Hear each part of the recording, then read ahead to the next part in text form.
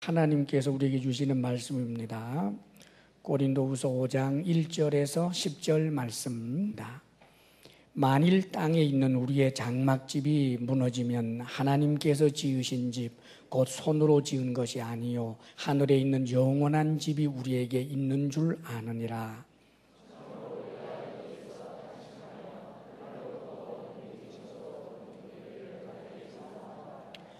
이렇게 입음은 우리가 벗은 자들로 발견되지 않으려 함이라.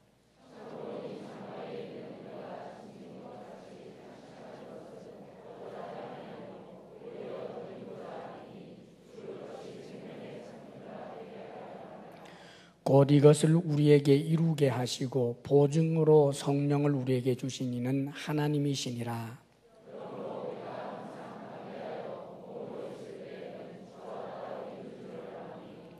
이는 우리가 믿음으로 행하고 보는 것으로 행하지 아니함이로라.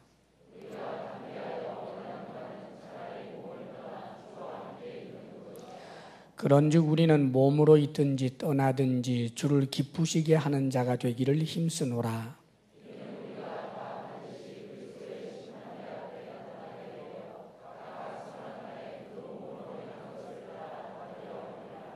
아멘. 네. 할렐루야. 네, 인사하겠습니다. 먼저 인사할 때는 얼굴에 미소를 가득 담아서 인사해야 합니다. 안 그러면 무서워요. 자, 웃으시면서 인사합니다. 서로 이렇게 좀 돌아보면서 인사하는데, 훌륭한 분이 옆에 앉아주셔서 영광입니다. 훌륭한 분이 옆에 앉아주셔서 영광입니다. 예, 영광입니다. 예, 한 번 더 또 인사하겠습니다. 잘 되고 있습니다. 염려하지 마세요.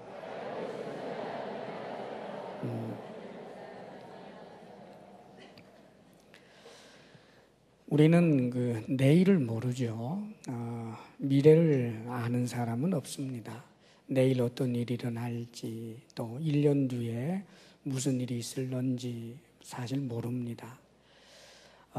우리 남북 관계가 앞으로 어떻게 될지, 또 일본과의 그런 관계도 앞으로 어떻게 될지 정확하게 알 수는 없습니다. 물론 여러 가지 과학적인 데이터를 가지고 예측은 좀 해보지만 그러나 정확하게 미래를 아는 사람은 없습니다. 근데 우리 그리스찬들을 또 마찬가지로 잘 모르지요. 앞으로 땅값이 오를지 내릴지 그거 어떻게 알겠습니까? 기도하면 안다. 그건 말짱 거짓말입니다. 하나님 그런 거 안 가르쳐 줍니다, 여러분. 그런데 우리가 반드시 알아야 할 것이 있고 이미 가르쳐 주신 것이 있습니다. 미래에 대해서 우리가 반드시 알아야 하고 또 하나님께서 이미 가르쳐 주신 것이 있지요. 1절, 오늘 5장 1절 말씀 보면 이렇게 기록이 되어 있습니다. 우리 1절 함께 읽습니다. 만일 땅에 있는 우리의 장막집이 무너지면 하나님께서 지으신 집, 곧 손으로 지은 것이 아니요 하늘에 있는 영원한 집이 우리에게 있는 줄 아느니라. 예, 안다고 그랬습니다. 여기 우리의 장막집이 무너지면 이 장막집은 우리 육신을 말하는 거, 우리의 몸. 그래서 이 장막집, 즉 우리의 몸, 이 육신이 이제 무너지면 죽는다는 말이지요. 우리의 육신을, 몸을 오늘 성경은 장막집이라고 표현했습니다. 대리석집도 아니고 벽돌집도 아니고 장막집이라고 그랬습니다. 그러니까 우리 육신은 아무리 멋있게 보여도 고급스럽지는 않다는 말입니다. 그리고 장막집이라고 하는 이 표현 속에는 그것은 좀 임시적이다. 영원히 거하는 것은 아니다. 그 말이죠. 그래서 우리의 이 육신을 장막집이라고 묘사하고 있는 것입니다. 고급스럽지 않고 또 좀 잠시적인, 일시적인 그런 이제 몸, 이것을 말하는데 언젠가는 이것이 무너진다고 그럽니다. 사실 이것은 저도 알고 여러분도 알고 세상 사람도 다 압니다. 자신이 죽는다는 것을 모르는 사람이 어디 있겠어요. 언제 죽을지는 모르지만 그러나 언젠가는 이 장막집이 무너지고 해체될 날이 있다. 그것은 다 알고 있는 것입니다. 그런데 사람들은 여기까지만 알기 때문에 때때로 삶이 허무하다는 말도 하고 또 한 번밖에 없는 인생 그저 재미있게나 살아보세 이래가지고 노세 젊어서 노세 이제 이럽니다. 한 번밖에 없는 인생이니까 뭐 죽으면 흙으로 돌아가니까 살아있을 때 좀 잘 살아야 되지 않겠느냐 그렇게 생각을 하는 거지요. 죽음을 다 전제로 하기 때문에 하는 이야기입니다. 그런데 우리는 이것만 아는 것이 아니라 더 궁극적인 것을 압니다. 더 궁극적인 미래. 성경은 이렇게 말하죠. 이 장막집이 무너지면 하나님께서 지으신 집, 사람의 손으로 지은 것이 아닌 하나님이 지은 집이 있는데 하늘에 있는 영원한 집이 우리에게 있는 줄 아느니라 그럽니다. 하나님께서 지으신 집이 영원한 집이 뭘까요? 이것은 천국을 말하는 것이 아닙니다. 물론 천국도 포함될 수 있겠지만 보다 더 정확하게 말하면 이 육신이 아니고 하나님께서 우리에게 새롭게 주시는 몸을 말합니다. 새로운 몸. 고린도전서 15장에 보게 되면 이 육신의 몸이 있은즉 신령한 몸이 있느니라 그럽니다. 신령한 몸, 영광스러운 몸, 영원한 몸 그것이 우리에게 있다라고 말씀합니다. 그렇습니다, 여러분. 우리가 언젠가는 우리의 이 장막집, 그러나 이것은 임시집이고 이것은 고급스럽지 못한데 영원하고 대단히 고급스러운 몸을 입게 될 것입니다. 성경은 그것을 약속해 주고 있는 것입니다. 나중에 언젠가 우리가 입게 될 그 몸에 대해서 우리는 늘 신앙 고백을 하죠. 몸의 부활을 믿습니다. 그래요. 우리가 영원히 산다라고 하는 것은 우리 몸에서부터 뭐 연기 같은 영혼이 빠져나와가지고 그래서 너울 그렇게 영원히 사는 것이 아닙니다. 서로 얼굴을 대면하여 보고 손에 손을 잡고 서로 얼싸 안을 수 있는 살과 뼈가 있는 그 몸으로 부활하는 것입니다. 다만 이 몸은 지금의 몸하고 달라요. 만일 우리의 부활이 지금의 이 몸의 부활과 똑같다면 별로 반갑지도 않지요. 90살에 죽었는데 90살로 부활했어요. 그거 어쩔 거예요, 그러면. 그런 것이 아닙니다, 여러분. 좀 말하자면 장막집이 아니고 아주 고급스러운 몸이라는 말이죠. 영원하고 신령한 몸이에요. 우리 주님께서 부활하신 다음에 제자들에게 잠깐씩 보여주셨던 그 몸이 있습니다. 제자들이 좁은 이제 다락방에 이렇게 혹은 지하에 숨어서 모여 있는데 우리 주님이 짠 하고 나타났습니다. 그러니까 제자들은 유령인가 하고 두려워합니다. 유령이라면 막 그냥 나타나겠지, 연기 같은 거니까. 그런데 주님 무서워하지 말아라. 나는 유령이 아니다. 나를 만져보아라. 나는 이렇게 뼈도 있고 살이 있지 않느냐. 그런데 이 뼈도 있고 살도 있는 몸을 가지고 갑자기 문으로 들어오는 것이 아니라 짠 하고 나타났어요. 무엇을 말씀합니까? 시간을 초월하고 공간을 초월하는 것을 말하는 거예요. 저도 여러분도 시간을 초월할 수 없어요. 시간 속에 있고 공간의 제한을 받습니다. 그러나 이제 우리 하나님께서 종말론적으로 우리에게 입혀주실 그 몸은 이 시간이 흐름에 따라서 늙는 것도 아니고 병드는 것도 아니고 공간적 제약을 받는 것도 아닙니다. 그래서 저는 이런 말씀을 대할 때 가끔 좀 어린 시절처럼 상상을 좀 합니다. 저는 나중에 하나님께서 제게 입혀주실 그 부활의 몸이 어떤 걸까 생각을 좀 해요. 그리고 꿈도 좀 꿔봅니다. 분명히 키는 안 작을 것 같아요.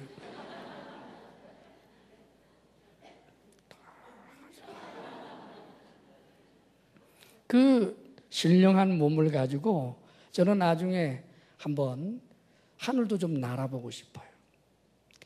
여러분, 새는 하늘을 날지요.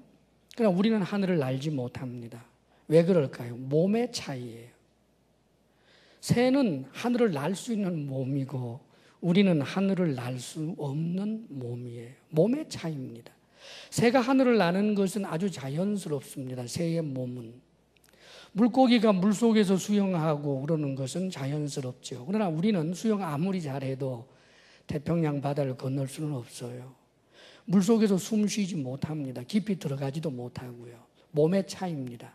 그런데 신령한 몸을 입었을 때 이런 제한에서부터 다 벗어나요.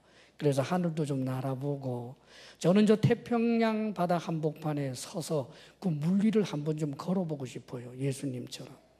그뿐만 아니라 저 바다 깊숙한 곳까지 한번 들어가 보고 싶어요. 그래서 저 바다 깊은 곳에 고래 머리도 한번 만져주고 말이죠. 상어도 한번 타보고 깊이 한번 들어가 보고 싶어요. 그뿐만 아니라 저 이글이글 타오르는 태양, 저 태양을 한번 얼싸 안아보고도 싶어요. 얼마나 야무진 꿈이에요. 영원한 영광스러운 몸, 신령한 이 몸은 우리가 어떤 상상을 한다고 할지라도 너무나 놀라울 정도로 어떤 제약이 없는 그런 몸이에요. 이 몸이 있다라고 말합니다. 자, 그런데 오늘 이 말씀 가운데 보면 하늘에 있는 영원한 집이 우리에게 있는 줄 아느니라 라고 말할 때 여기 있다라고 하는 이 표현은 현재형을 쓰고 있습니다. 그 단어 자체가.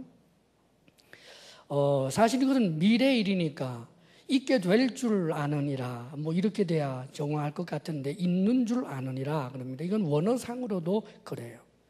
이 용법 자체가 뭐 무슨 미래적 현재형 용법이라나요? 뭐 격언적 그런 현재형 용법이래요. 그게 무슨 소린가 봤더니 그런 거더라고요. 가령 진리에 준한 것이라든지 너무나 분명한 사실로 드러날 것에 대해서는 지금 일어나는 것하고 마찬가지이기 때문에 미래적 일어날 일들을 현재형으로 쓴다는 거예요. 우리도 사실 그런 말 씁니다. 가령 내일이면 내일에도 태양이 뜰 것입니다. 맞는 말이죠. 미래형으로 썼어요. 그러나 내일 또 태양은 뜹니다. 그것도 맞아요. 현재형으로 씁니다. 왜 그렇습니까? 반드시 일어날 일이기 때문에 그런단 말이죠. 자, 오늘 성경이 이런 용법을 쓰는 이유는 이것은 분명하게 일어날 일이다 라고 하는 것을 지금 보여주고 있는 말씀인 것입니다. 그렇습니다. 우리는 내일을 몰라요. 10년 후를 몰라요. 100년 후도 모릅니다. 어떤 일이 일어날지 잘 모릅니다. 그러나 우리가 죽는 것은 압니다. 죽는 것을 안다는 것은 세상 모든 사람도 압니다. 그런데 우리는 더 나아가서 이 장막집이 무너지면 주님께서 재림하시게 될 때 우리의 몸이 지금의 이 장막집과는 다른 신령한 몸, 영원한 몸, 영광스러운 몸을 가지게 될 줄로 믿습니다. 그래서 우리는 행복하는 거예요. 계속해서 오늘 말씀은 이렇게 기록해 줍니다. 2절, 3절 말씀을 함께 읽습니다. 시작. 참으로 우리가 여기 있어 탄식하며 하늘로부터 오는 처소로 덧입기를 간절히 사모하노라.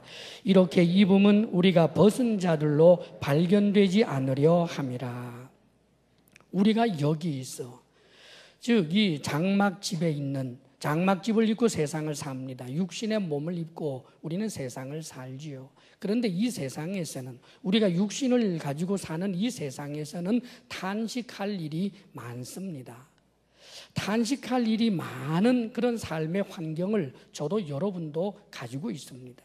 몸에 대한 불편과 몸에 대한 아픔들도 얼마나 많고 세상이라고 하는 자체가 그렇습니다. 그래서 사모합니다. 하늘로부터 오는 처소로 덧입기를 간절히 사모한다. 바울은 이것을 사모한다고 말합니다. 그것을 사모하면서 힘을 얻는 거예요. 하나님이 약속해 주신 그 좋은 것, 그것을 사모하면서 용기를 가지게 되는 것입니다. 그러면서 3절에 이렇게 입음은 우리가 벗은 자들로 발견되지 않으려 함이라 그렇게 표현하지요. 벗은 자들로 발견되지 않으려고 한다. 이 영광스러운 몸을 입지 못한 상태를 말하는 거예요. 물론 그것은 영혼만이 있는 것을 말하지는 않습니다.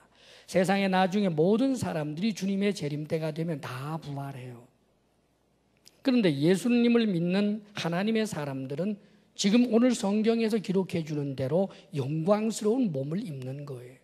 그러나 주님을 알지 못하고 하나님을 경외하지 않았던 사람들, 하나님께로부터 유기되어 버린 사람들은 그들은 심판의 부활로 살아나는 거예요. 그러나 그 부활은 절대로 영광스럽지를 못합니다. 그것은 비참합니다. 마치 벗은 것처럼 수치스럽습니다. 거기에는 영원한 지옥의 고통밖에 없는 것입니다. 이런 자들로, 그렇게 벗은 자들로 나타나기를 원하지 않는다. 하나님과 함께 있을 때 우리 주님께서 부활하신 몸처럼 그 영광스러운 몸으로 그렇게 나타나게 되기를 원한다라고 지금 바울은 소원하고 사모하고 있는 것입니다. 그런데 오늘 말씀 보면 덧입기를 간절히 사모하노라, 또 이렇게 입음은이라고 하는 표현을 쓰고 있어요. 여러분, 덧입는다라고 하는 것은 이미 있던 것 위에다가 입는 것을 말하잖아요. 왜 하나님께서 새 몸을 주신다라고 할 때 이 덧입는다라고 표현했을까? 사실 현재 이 내 몸하고는 전혀 상관없는 새 몸을 입는 것인데 왜 덧입는다라고 표현했을까? 여기는 중요한 의미가 있어요. 지금 우리의 이 몸은 조금 전에 성경에서 우리가 본 것처럼 장막입니다. 고급스럽지도 못하고 또 임시적이고 언젠가는 해체될 그런 몸입니다. 그런데도 이 몸은 중요해요. 이 몸이 있어야만 새 몸을 입기 때문입니다. 다시 말하면 하나님께서 입혀주시는 그 영원한 그 몸이라고 하는 것은 이 세상에 존재하지 않았던, 이 육신적 삶을 살지 않았던 사람들이 갑자기 나타나는 것이 아니에요. 언젠가 저는 조금 전에 말한 것처럼 그 영광스러운 몸을 입을 것입니다. 그래서 이 최정도가 태양도 가보고 저 태평양 바다 위도 걸어보고 바다 물속까지 들어갈 수 있는 그런 초월적인 몸을 입게 되지만, 그러면 그 최정도는 누구냐? 거슬러 가게 되면 2012년 3년도 계속해서 주사랑교회에서 말씀을 전했던 목사이고, 더 거슬러 올라가게 되면 저 시골 풍기라고 하는 곳에서 태어나 아장아장 걸으며 자라났던 바로 그 육신의 몸을 가지고 있던 그가 초월적인 영광스러운 몸을 입게 되었다는 말입니다. 다시 말하면 이 땅에 육신의 세월이 없었던 사람이 입을 수 있는 것이 아니라는 말입니다. 그렇기 때문에 우리가 이 세상에서의 존재라고 하는 것은 소중한 일인 것입니다. 덧입게 되는 사람들 가운데 이 육신의 세월이 긴 사람도 있고 짧은 사람도 있겠지요. 100살을 넘게 살았던 사람도 있고 아주 짧게 산 사람도 있을 것입니다. 심지어는 이 세상에 태어나서 엄마라고 한번 불러보지도 못하고 그 단어 한번 배우지 못하고 죽은 사람도 있겠고, 심지어는 어머니의 자궁 속에서 그 몸의 완성도 이루지 못했던 그런 사람도 있을 것입니다. 그러나 그렇다고 할지라도 이 세상에 일순간이라도 존재했다라고 하는 그 자체는 축복인 것입니다. 왜냐하면 이 세상에 존재한 그에게, 하나님께서 은혜를 주신 그에게 그는 영원한 영광의 몸을 입을 수 있기 때문입니다. 그러므로 사랑하는 여러분, 현재 우리의 삶의 자리가 아무리 좀 힘들고 어렵다고 할지라도 내 존재 자체를 부인하지 마십시오. 내 삶을 저주하지 마십시오. 내가 원하지 않는 가문에 태어났고 내가 원하지 아니하는 그런 민족으로 태어났고 내 현재의 모습이 전혀 나의 동의와는 상관없이 태어났다 할지라도 내가 세상에 존재한다라고 하는 그 자체가 축복인 이유는 이 세상에 존재한 나에게 하나님께서는 영원히 영광스러운 몸을 입혀주신다고 약속하셨기 때문입니다. 이 약속의 말씀을 굳게 붙드시기를 바랍니다, 여러분. 그리고 오늘 말씀 4절 말씀 다 함께 읽겠습니다. 다 같이 시작.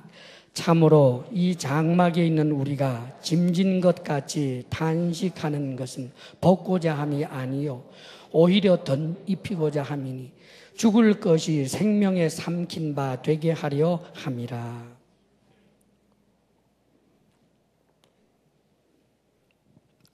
이 장막에 있는 우리가 짐진 것 같이 탄식하는 것은 그렇습니다. 우리의 삶은 참으로 짐진 것처럼 어려움이 참 많을 수 있어요. 육신의 삶, 육신의 세월이 그렇습니다. 짐을 진 것처럼 힘들고 그 짐의 무게가 너무너무 고통스러울 때도 있습니다. 자, 그런데 우리가 탄식하는 것은 벗고자 함이 아니요 라고 말합니다.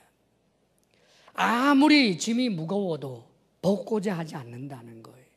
자, 이 벗고자 하지 않는다는 말은 무엇입니까? 스스로 벗지 않는다는 말이에요.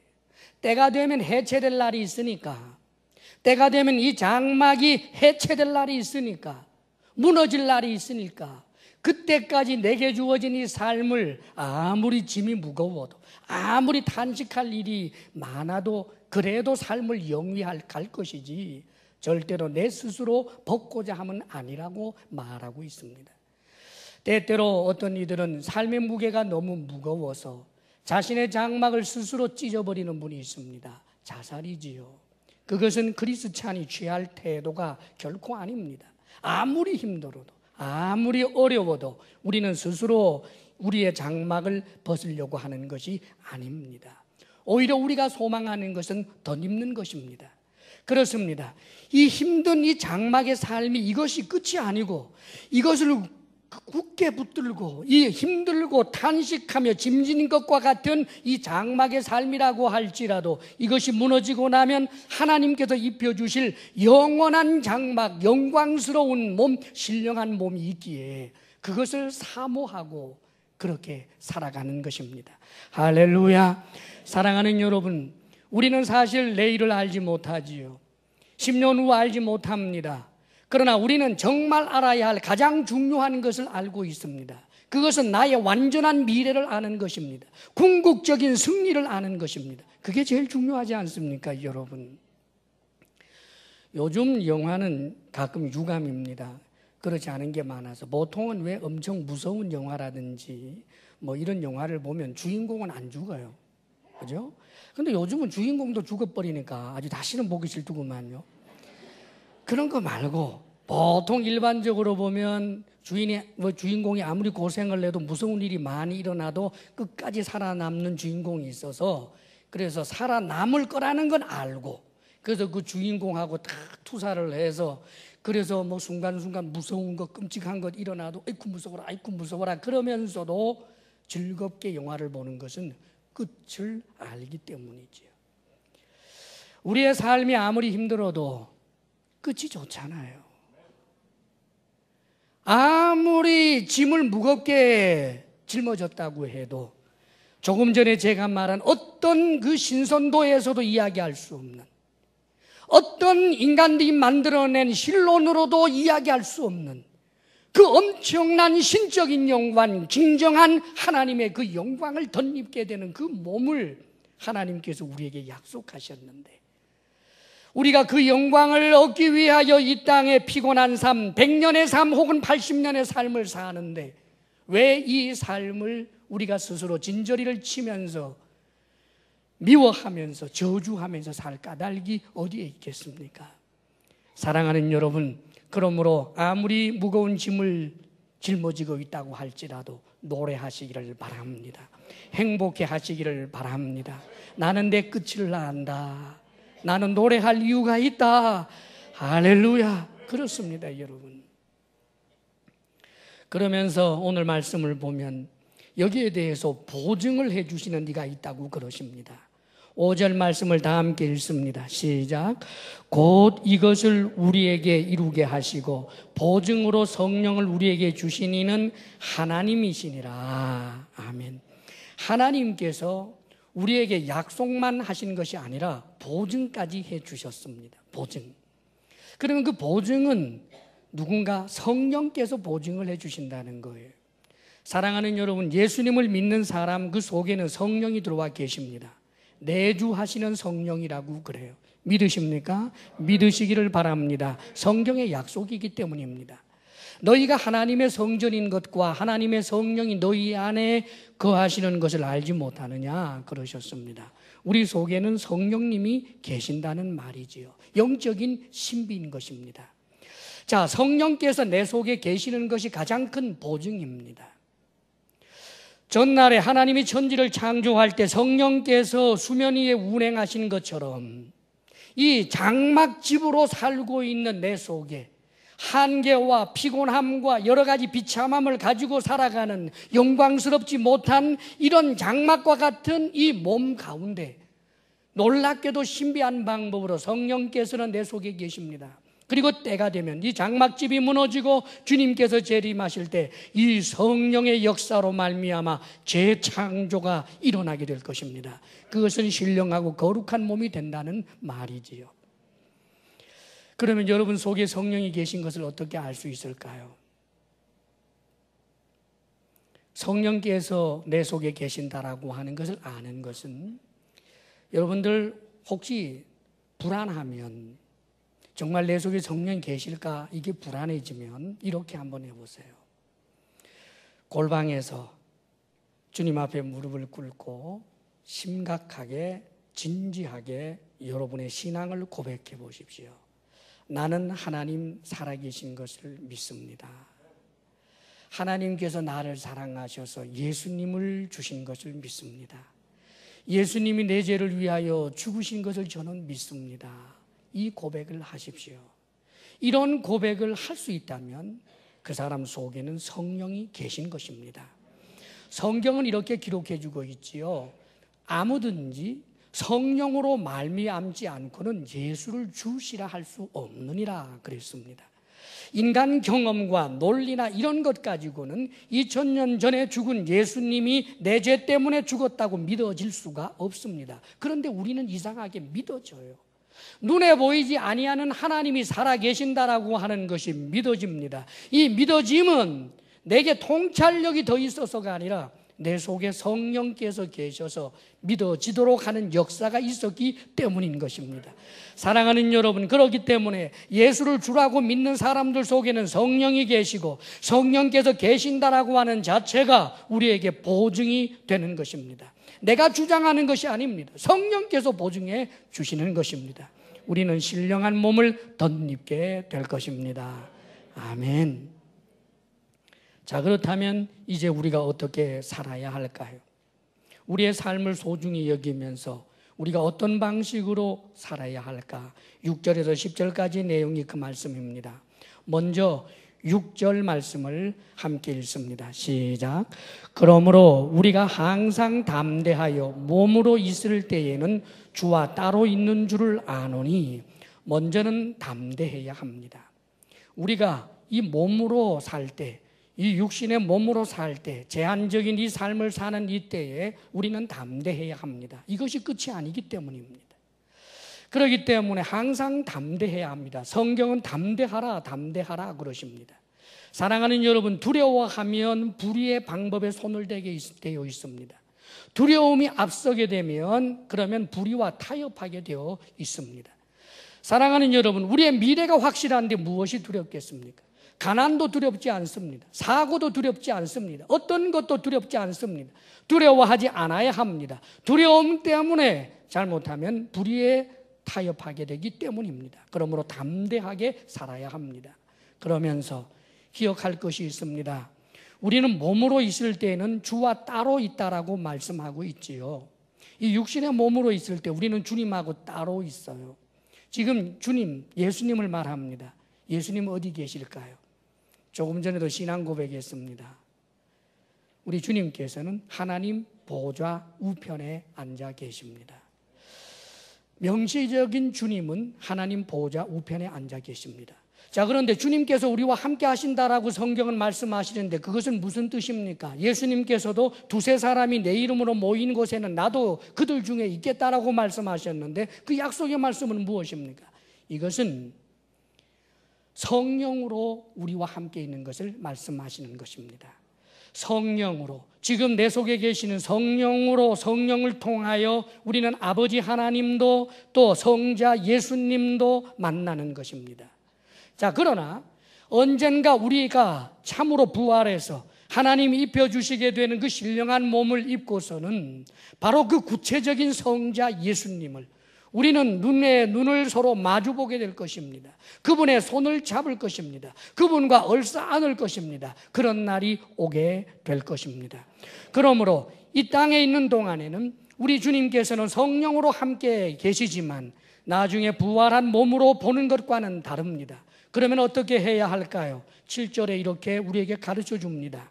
7절 말씀 함께 읽습니다. 이는 우리가 믿음으로 행하고 보는 것으로 행하지 아니함이로라. 그렇습니다. 우리가 육신의 몸을 가지고 이 세상 살 때 육신의 눈으로 우리는 사물을 봅니다. 저도 여러분을 보고 여러분도 저를 봅니다.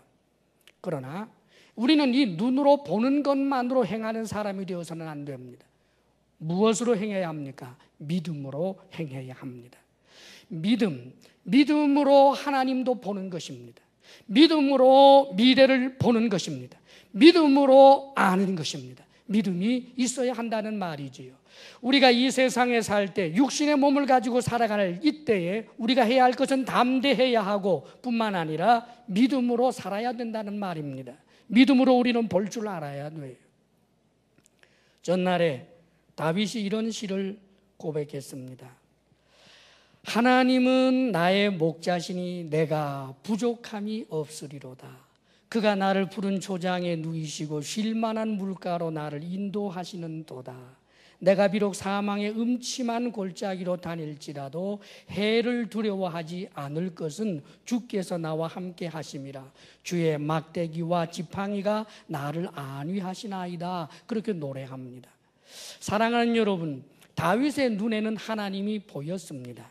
육신의 눈으로는 보이지 않았지만 믿음의 눈으로는 하나님이 보였습니다. 목자와 같은 모습을 하고 있는 하나님이 보이는 거예요.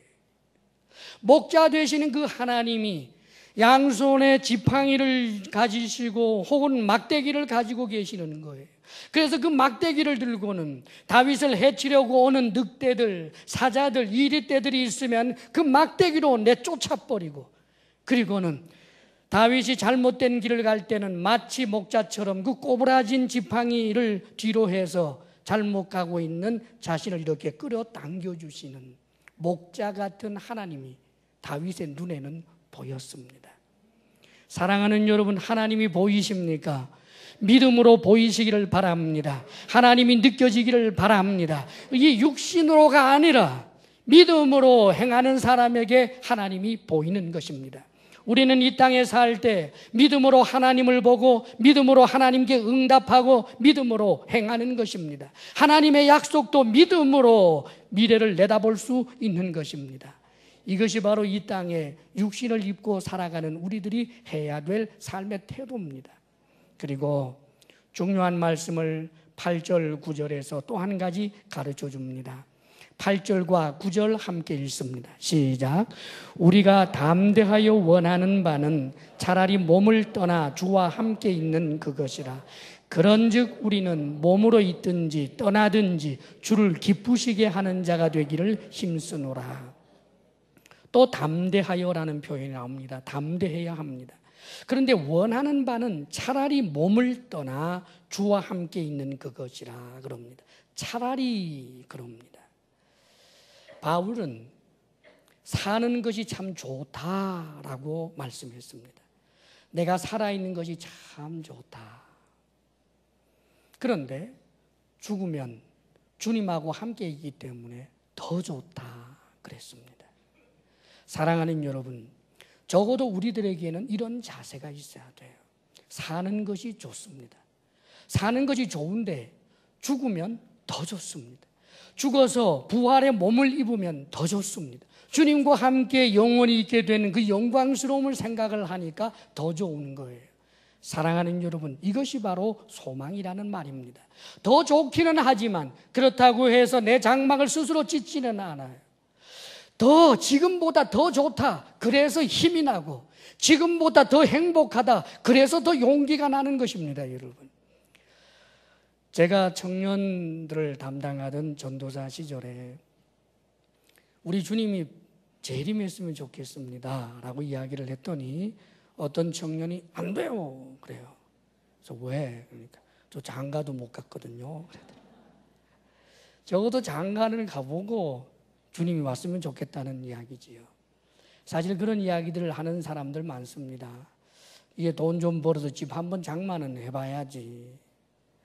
주님이 재림하시더라도 재림하시기 전에 내가 이 땅에 살면서 그래도 세계 여행도 좀 한번 해봐야지 하는 생각들을 합니다.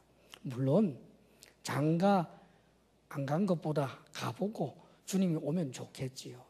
또 사업을 성공해서 세계 여행도 하고 그러고 난 다음에 주님이 오시면 더 좋겠지요.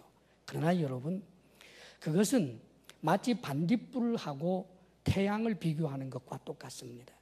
이 세상에 소위 잘 성취를 이루고 엄청난 성공을 이루었다고 할지라도 그 성공으로 얻는 기쁨, 행복은 장차 주님과 함께 누릴 영광과 행복하고는 도저히 비교할 수 없는 것입니다. 그러므로 사랑하는 여러분, 이 땅의 삶이 너무 좋아도 나는 이 삶이 좋다. 그러나 나는 주님과 함께 있는 것이 더 좋다. 부활의 몸을 입는 것이 더 좋다. 이런 소망이 있으시기를 바랍니다.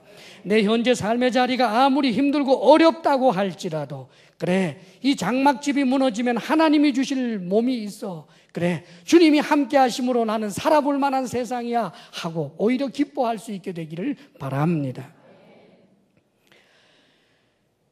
그런데 우리가 해야 할 일이 그런즉 우리는 몸으로 있든지 떠나든지 그렇습니다. 산다 죽는다 거기에 너무 매일 것이 없습니다. 여러분, 몸으로 있든지 죽든지 주를 기쁘시게 하는 자가 되기를 힘쓰노라.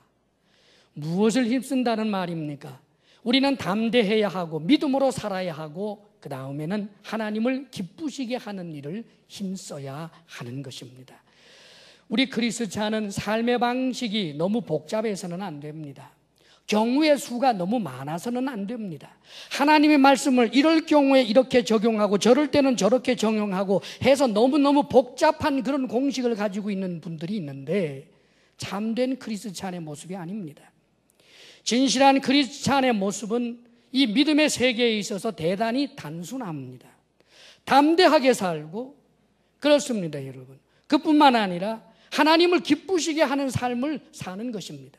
어떻게 하면 하나님을 기쁘시게 할까? 하나님의 얼굴을 우선순위로 구하고 하나님을 기쁘시게 하는 일을 위하여 힘쓰는 것입니다.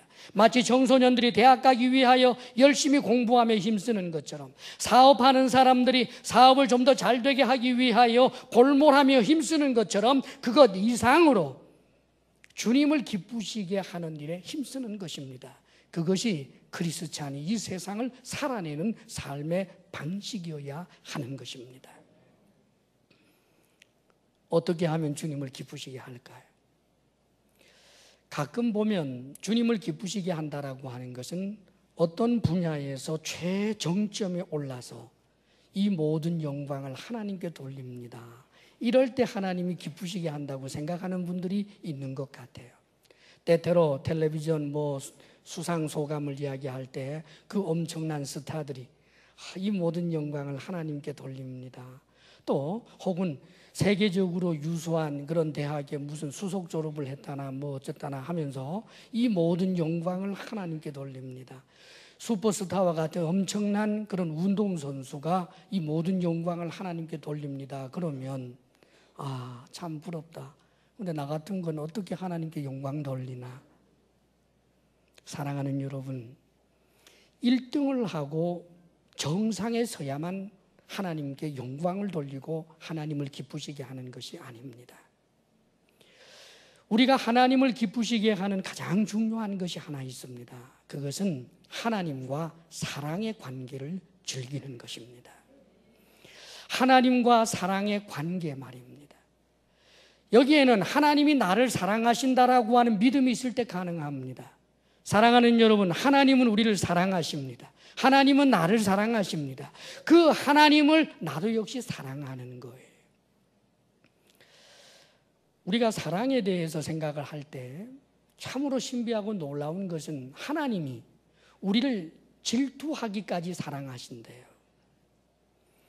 얼마나 나를 사랑하시면 하나님께서 내가 하나님 말고 다른 것을 사랑하면 하나님 마음이 막 볶인다는 거예요. 질투한다는 거예요. 그 정도로 하나님이 우리를 대단한 사랑의 대상으로 봐주고 있다라고 하는 사실이 놀랍지 않습니까? 보통 사랑을 받는다라고 하는 것이 항상 행복한 것만은 아닙니다. 내가 사랑하는 사람이 나를 사랑할 때 행복해요. 그런데 너무너무 싫은 사람이 날 사랑한다고 따라다녀요. 여러분 좋아요 그러면? 너무 싫은데 사랑해요. 그럼 사랑하는 여러분, 우리가 하나님을 향하여 하나님 사랑합니다 그럴 때 하나님이 끔찍하다 인서가 아닙니다. 나도 너 사랑해. 놀랍게도 하나님께서는 내가 하는 그 사랑을 너무너무 기뻐하십니다. 왜요? 하나님이 나를 사랑하시기 때문입니다. 사랑하는 여러분, 그렇기 때문에 하나님을 기쁘시게 하는 가장 중요한 방법은 하나님과의 사랑의 관계를 즐기는 거예요. 하나님이 나를 사랑하는 것을 믿는 것입니다. 받아들입니다. 그 다음에는 내가 힘을 다하고 목숨을 다하고 뜻을 다하여 하나님 사랑하는 것입니다. 여러분, 오늘 여러분 예배의 자리에 나왔습니다. 사랑해서 나오셨습니까? 할렐루야. 예, 사랑해서 나와야지요. 이 예배의 자리, 이게 의무감으로만 나와서야 되겠습니까? 예배 자리 안 나오면 이거 지옥 갈 것 같고, 예배 자리 안 나오면 왕창 다리가 부러질 것도 같고, 이런저런 걱정 때문에 나오는 그런 것이 아닙니다. 이 예배의 자리를 사모하며 나오는 이유는 하나님 사랑, 하나님을 사랑하기 때문에. 여러분 찬송을 불러도 그 찬송가 가사 속에 여러분의 마음을 담아서 사랑의 노래로 한번 불러보십시오. 얼마나 하나님께서 기뻐하시겠습니까? 그러므로 사랑하는 여러분, 우리의 사랑을 표현하는 가장 중요한 방법 가운데 하나가 예배라고 하는 사실을 잊지 마십시오. 예배를 소홀히 여기지 마세요. 목숨 걸 만한 가치 있는 일입니다. 저 북한 땅에서는 예배의 자리를 지키기 위하여 발각이 되면 당장 죽음을 당하는데도 불구하고 모여서 예배합니다. 여러분, 믿음의 형제 자매들이 모여서 예배하는 공동체를 이룰 때 우리 하나님 기뻐합니다.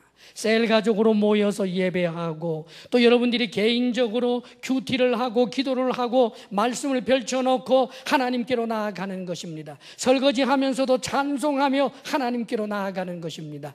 하나님께 끝없는 예배로 사랑을 고백하고 하나님의 사랑을 확인할 수 있게 되기를 바랍니다. 주님이 기뻐하십니다. 주님을 기쁘시게 하는 또 한 가지는 우리는 의로운 삶을 사는 것입니다. 주님의 이름으로 하는 의 말입니다. 내 양심 혹은 도덕, 세상 윤리, 그것이 기준이 아니라 하나님의 말씀이 기준이 되는 그 의를 말합니다. 그 의를 우리는 실천하며 사는 거예요. 하나님께서 나누고 베풀라 하셨으므로 나누고 베푸는 데 힘쓰는 것입니다. 약자를 도와주고 약자를 보호해주고 배려하는 그런 마음들이 우리에게 있어야 합니다. 하나님께서는 그럴 때 기뻐하십니다. 예배하는 사람들은 이 세상의 그 어떤 이들보다도 더욱더 의로운 삶을 실천해야 하는 것입니다. 배워서 남 주고 돈 벌어서 남 주고. 사랑하는 여러분, 하나님께서 그런 삶을 기뻐하십니다. 그리고 또 한 가지 하나님을 기쁘시게 하는 것은 특별히 복음을 전하는 일입니다. 복음을 전하는 일이 왜 하나님을 기쁘시게 하는 일일까? 사랑하는 여러분, 하나님의 소원이 무엇입니까? 지옥 백성을 구원하는 것 아니시겠습니까? 왜 예수님이 십자가에 못 박히셨습니까? 사람들을 구원하기 위하여 십자가에 못 박히신 것입니다. 예수님 십자가 사건은 사람들을 구원하기에 충분하고 필요한 모든 조건이 다 채워졌습니다. 그러나 십자가 사건 그것만으로 저절로 구원받는 것 아닙니다. 명시적으로 십자가 사건을 전해야 할 사람이 있어야 합니다. 하나님은 그 사명을 먼저 믿는 우리들에게 주신 것입니다. 놀랍게도 천사를 통하여 한순간에 할 수 있음에도 불구하고 하나님은 십자가의 증인으로 먼저 믿는 우리들을 세워주신 것입니다. 그러므로 이 일을 통하여 우리는 하나님을 기쁘시게 할 수 있는 것입니다. 사랑하는 여러분, 우리의 미래는 궁극적 승리, 영광이기 때문에 우리의 삶이 아무리 힘들고 어려워도 오늘을 노래하며 살 수 있고 하나님을 기쁘시게 하는 일에 힘쓰며 담대하며 또한 믿음으로 행하는 그런 삶을 살아야 하는 것입니다. 마지막 10절 말씀을 다 함께 읽어봅니다. 다 같이 시작. 이는 우리가 다 반드시 그리스도의 심판대 앞에 나타나게 되어 각각 선악간에 그 몸으로 행한 것을 따라 받으려 함이라.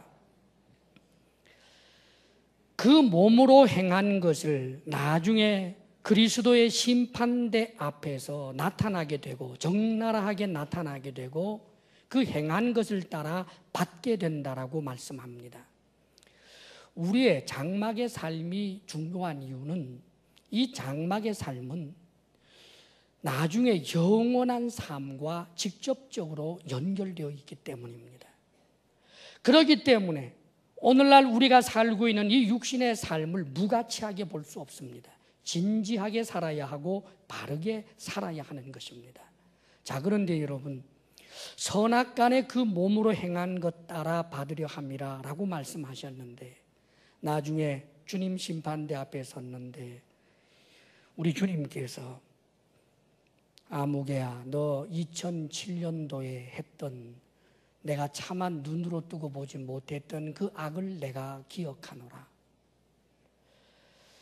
아무개야, 너 2000도에 너는 지금 잊고 지내고 있는데 그 악한 짓 했던 거 나는 지금도 생생하게 기억하고 있단다. 만일 하나님이 그러신다면 여러분들은 견뎌낼 재간이 있겠습니까? 사실 우리 하나님 그렇게 하시지 않습니다. 만일 그런다면 저도 여러분도 심판대 앞에서 그 악으로 말미암아 다 망할 것이기 때문입니다. 심판대 앞에서 그 악을 현저하게 드러내고 그 악에 따라서 영원한 지옥불에 던져질 이들이 있습니다. 그들은 신령한 몸을 입지 못하게 된 자들, 벗은 자들로 나타난 이들입니다. 하나님을 하나님으로 인정하지 않고 예수 그리스도의 주되심을 인정하지 않고 완악하게 하나님을 부인하는 그들은 결국은 그 악으로 말미암아 자신의 죄로 인해 하나님 앞에 단 한마디의 항변도 하지 못하고 지옥의 형벌을 받을 수밖에 없습니다. 그런데 놀랍게도 저와 여러분들 역시 죄가 있고 악이 있지만 하나님 앞에 서게 되는 그때 우리 주 예수님의 보혈로 우리의 죄를 씻어주시고 예수 그리스도의 의로 우리를 입혀주셔서 전혀 죄 없는 자로 보아주십니다. 할렐루야. 그뿐만 아니라 우리가 했던 선한 일들, 그 작은 일들, 조금이라도 주를 위해서 힘썼던 그 일들을 하나하나 기억해 주면서 하나님께서는 우리에게 면류관을 주시고 상급을 주시게 될 것입니다. 그러므로 심판대 앞에 서게 되는 그날은 우리에게 너무나 복된 날이지 그것은 끔찍한 날이 될 수 없습니다. 어떤 분들은 이런 시비를 겁니다.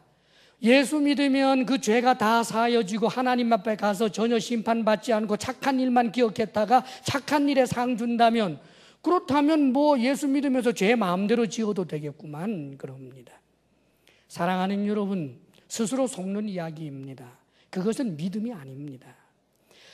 예수님을 믿으면 죄가 사함받기 때문에 죄 짓는 거 괜찮아 그러면서 깔깔깔깔 웃으면서 하나님의 은혜를 죄의 기회로 삼아서 열심히 죄를 짓고 하나님 앞에 섰을 때 하나님께서는 그의 믿음을 전혀 인정하지 않을 것입니다. 왜냐하면 그의 믿음은 가짜이기 때문입니다.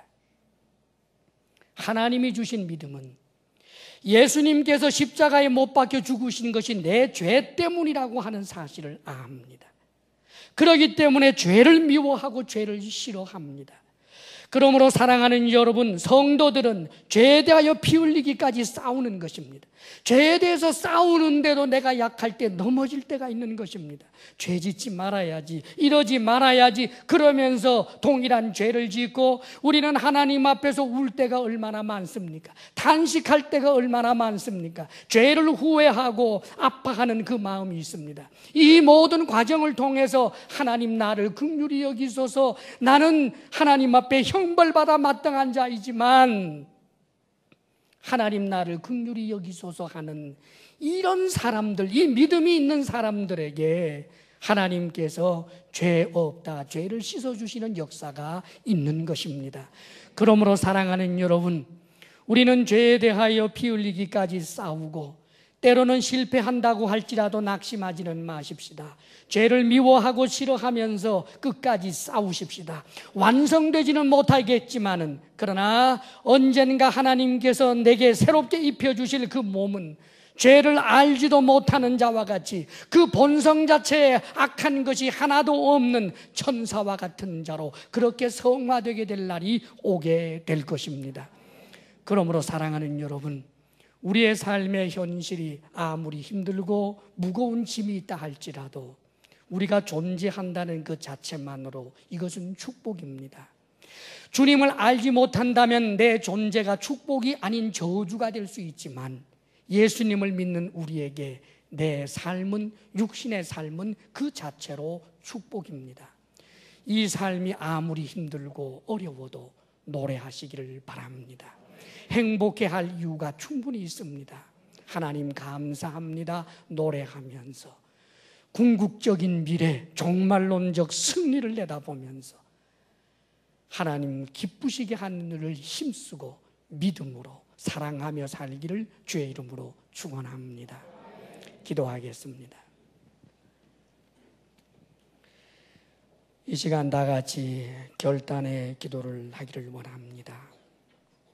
삶이 힘들고 어렵다고 해서 자신의 생일을 스스로 저주하고 장막을 찢어버리고 싶은 충동 속에 있다면 그것은 결코 하나님이 기뻐하는 일이 아닙니다. 참으로 장막집 이 세월이 힘든 것 같아도 이것이 끝이 아니라 영원한 영광의 몸을 입혀주실 날이 올 것입니다. 그러므로 노래하며 살겠습니다. 감사하며 살겠습니다. 주님을 기쁘시게 하는 일에 힘쓰고 믿음으로 행하고 언제나 담대하게 살겠습니다. 주님 앞에 결단하시기를 바랍니다. 기도하겠습니다. 하나님의 영광이 온 땅에 충만합니다. 믿음의 눈으로 볼 수 있습니다. 언젠가 하나님께서 우리에게 새롭게 입혀주실 그 영광스러운 몸으로 우리는 하나님의 영광에 참여하며 이 세상과 좋게 비교할 수 없는 큰 행복 중에 거하게 될 것입니다. 현재의 삶이 힘들고 어려워도 믿음으로 승리하시기 바랍니다. 기도하겠습니다. 아버지 하나님, 하나님께서 주신 은혜가 너무 놀랍고 큽니다. 흙에서 왔다가 흙으로 돌아가고 그 존재 자체에 소멸되고 그 영혼이 지옥 심판 받을 수밖에 없는 우리들이었는데 하나님 앞에 입을 열어 우리가 죄 없노라고 변명할 수 없는 분명한 죄악 가득한 우리들을 우리가 아는데 주의 보혈로 씻어주시고 영광의 몸으로 덧입혀 주신다 하시오니 참으로 감사합니다. 아버지 하나님, 이 영원한 소망을 바라보며 우리의 삶이 아무리 치열하고 어려워도 내가 현재 산다는 것을 축복으로 알게 하시며 잠깐 있다가 없어지는 장막집으로 인하여 허무에 굴복하지 않게 하여 주옵소서. 아버지 하나님, 하나님께서 주신 은혜를 생각하며 주의 백성들이 거룩히 예물을 구별하여 하나님 앞에 올려드립니다. 두렵고 떨림으로 하나님 앞에 드리오니 아버지 하나님 받아주시옵소서. 누가 있어 하나님께 드리며 하나님이 없는 자처럼 받으시겠습니까마는 아버지여, 주님을 사랑하기에 드리는 예물, 하나님의 말씀을 따라 믿음으로 순종하여 드리는 예물, 기쁨과 감사로 드리는 이 예물을 하나님 받아주시며 주의 사랑하는 모든 백성들이 오직 하나님께로만 받기로 결심하며 불의의 재물에 마음 두지 아니하게 하여 주옵소서. 하나님 주시는 분복을 누리며 하나님께 드리며 이웃에게 나누며 살아가는 물질의 선한 청지기들 되게 해 주옵소서. 주의 백성들에게 건강의 복을 주옵소서. 마음의 평강을 주옵소서. 부부사랑 돈독하여 서로에게 최고의 배필이 되게 하여 주옵소서. 하나님이 선물로 주신 우리의 자녀들이 우리보다 더 큰 믿음의 사람으로 믿음을 계대하게 하여 주옵소서. 이제는 우리 주 예수 그리스도의 크신 은혜와 하나님 아버지의 한없는 사랑과 성령의 교통하심과 충만케 하심이 주님 사랑합니다. 주님을 기쁘시게 하는 일에 힘쓰겠습니다. 결단하며 나아가는 사랑하는 모든 성도들 위해 이제로부터 영원토록 함께 하시기를 간절히 축원하옵나이다.